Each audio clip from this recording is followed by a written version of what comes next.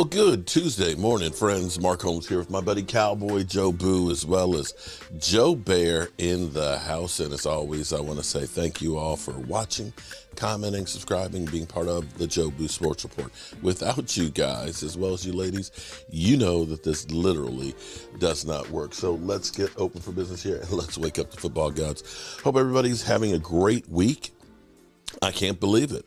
2 weeks until 2 weeks and 1 day.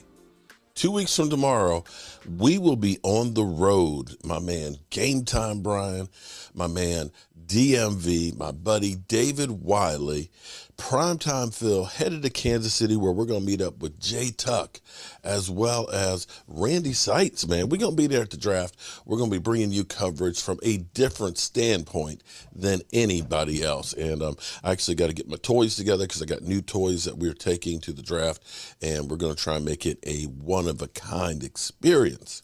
Now, so the Cowboys are finishing up their 30 visits along with their local talent ones. So local talent ones don't count against the 30. So sometimes you can get in one of the top prospects because he's local.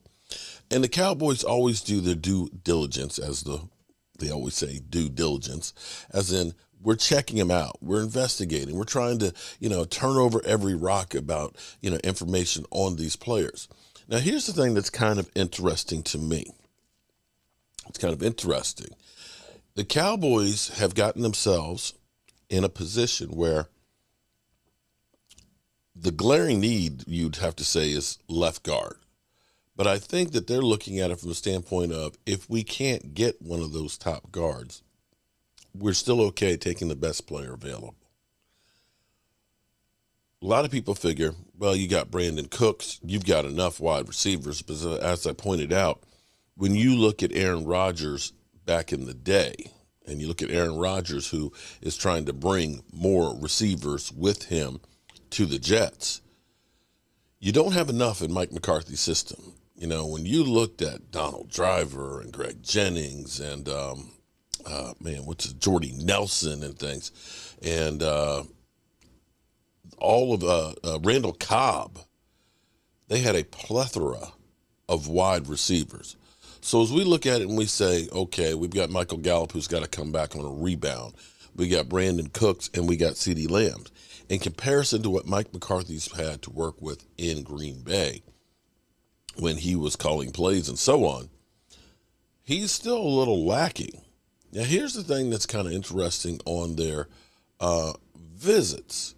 The Cowboys typically will draft guys that they have brought in on their 30 visits.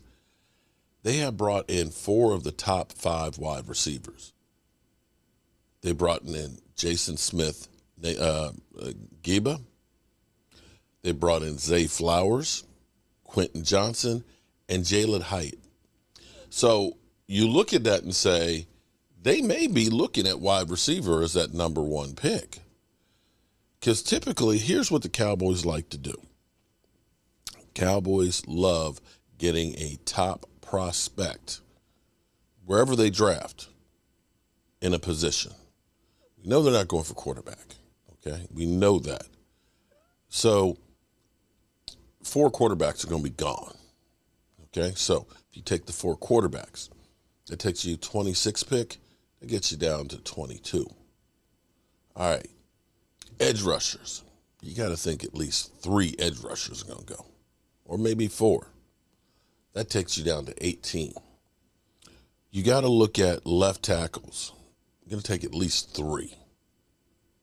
That takes you down to 15. Shut down corners. 3. That gets you down to 12. You got to figure that at least 2 of those receivers are gone. That gets you down to 10.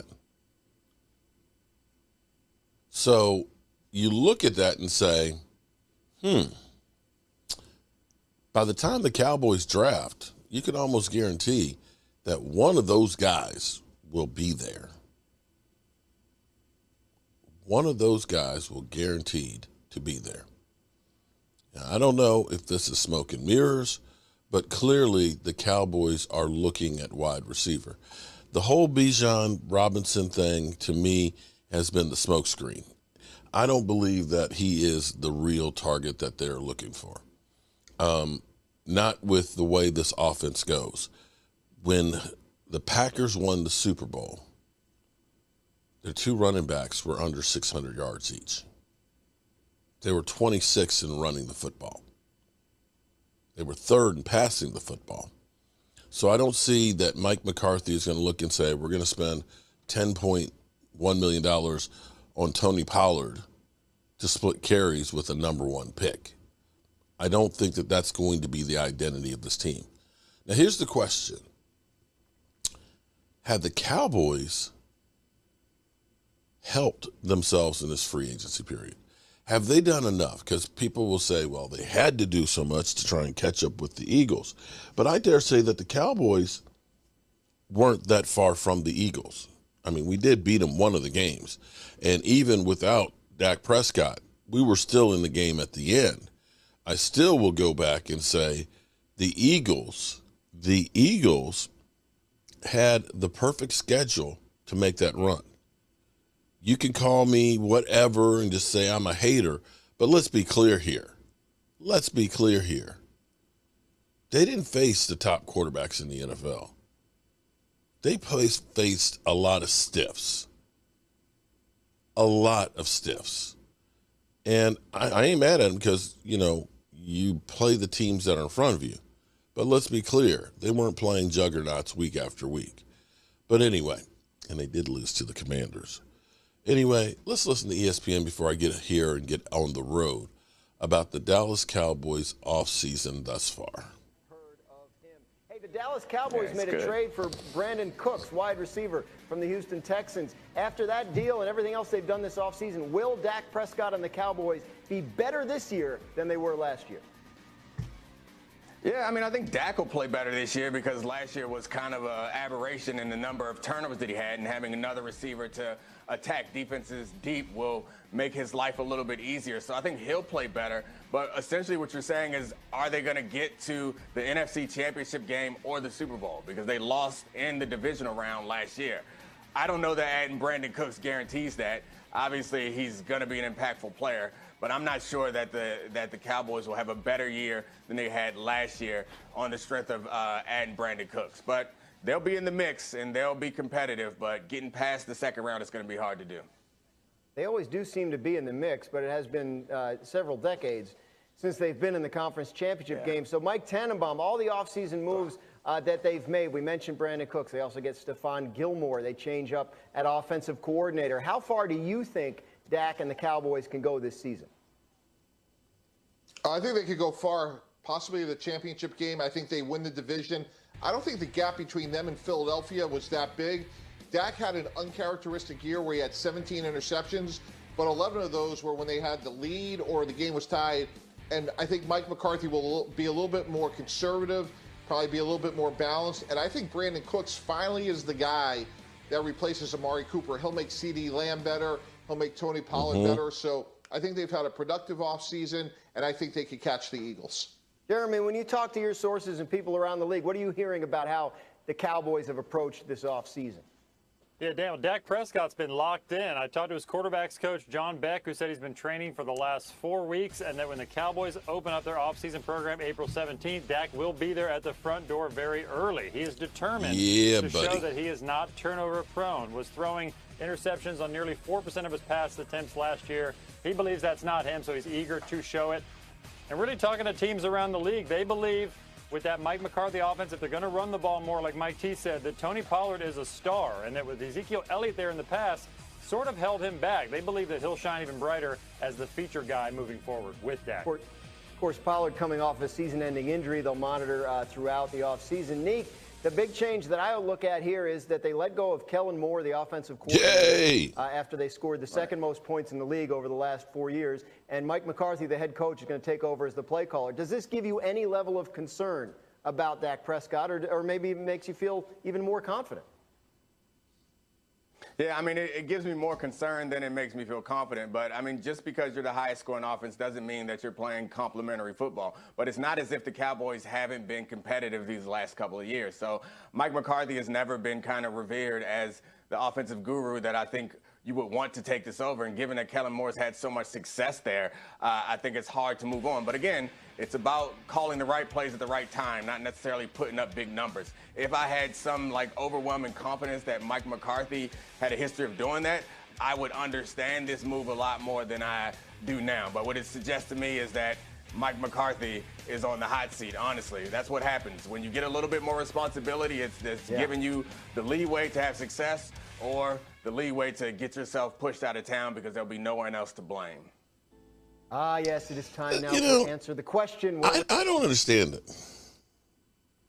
I don't understand how Mike McCarthy is always on the hot seat.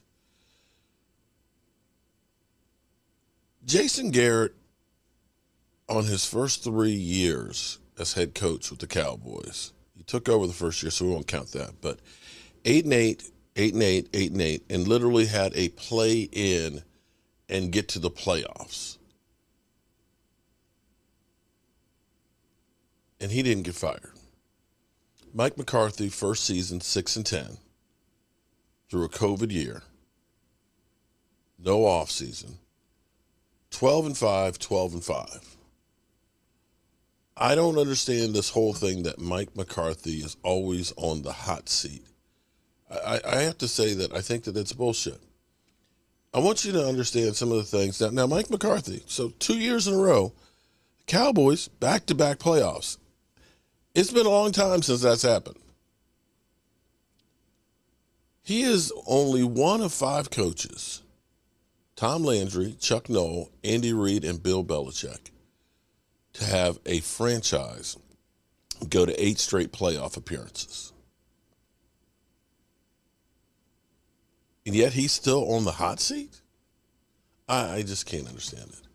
Anyway, I'm going to get out of here. Got to get the truck loaded so we can get down to work on the red brick house.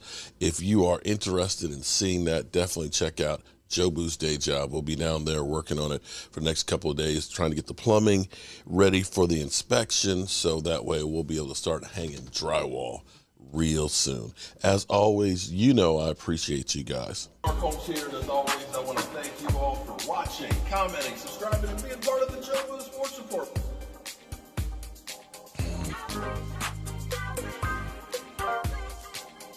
You did one hell of a job, and the only thing else I got to say